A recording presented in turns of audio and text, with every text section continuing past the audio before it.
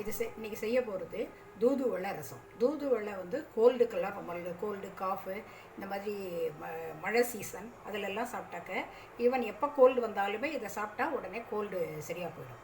அதுக்கு எப்படி என்னென்ன செய்யணுன்னாக்க, தேவையான பொருட்கள்: தூதுவளை இலை, அது கடையில் எல்லாமும் கிடைக்கும். கீரைக்காரங்கள்ட்ட கேட்டாலே தருவாங்க. தனியா, ஜீரகம், மிளகு, மிளகா ஒன்று காரத்துக்காக, கொஞ்சம் புளி, இவ்வளவு தான். இது இத்தனையும் ஊற வச்சதை இங்கே வச்சுருக்கேன் பாருங்கள். இதை அப்படியே மிக்சியில் போட்டு அரைக்கணும். உப்பையும் சேர்த்து அரைக்கிறதுனா கூட அரைச்சிட்டு அதை அப்படியே லைட்டாக கொதிக்க வைக்கணும்.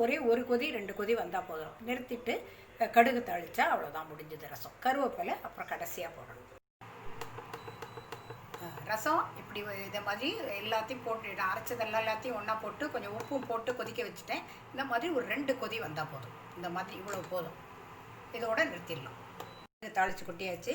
கருவேப்பிலை இதேமாரி கிள்ளி இதில் போட்டுடணும். போட்டுட்டா இது வந்து இட்ஸ் அ ஹெர்பல் டிஷ்ஷு. கடுகு தாளித்து அது மேலே கருவேப்பிலையும் போட்டாச்சு. இது வந்து it's a very healthy and herbal dish.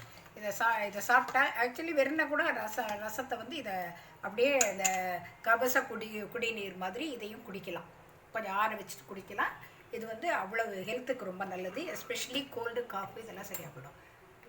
டேஸ்டியாகவும் இருக்கும். ரொம்ப டேஸ்டியாக இருக்கும். இது கசப்பு ஒன்றுமே தெரியாது. இது ரொம்ப டேஸ்டியாக இருக்கும். அதில் கொஞ்சம் முள்ளாக இருக்கும் அந்த இலையில. ஆனால் டோன்ட் வரி, அது அரைச்சா எல்லாம் சரியாக போயிடும். ஆனால் ரொம்ப உடம்புக்கு நல்லது. ஸோ மாதத்துக்கு ஒரு தடவை இதை சாப்பிட்டாலே டாக்டர்கிட்ட போக வேண்டிய தேவையே இருக்காது. தேங்க்யூ.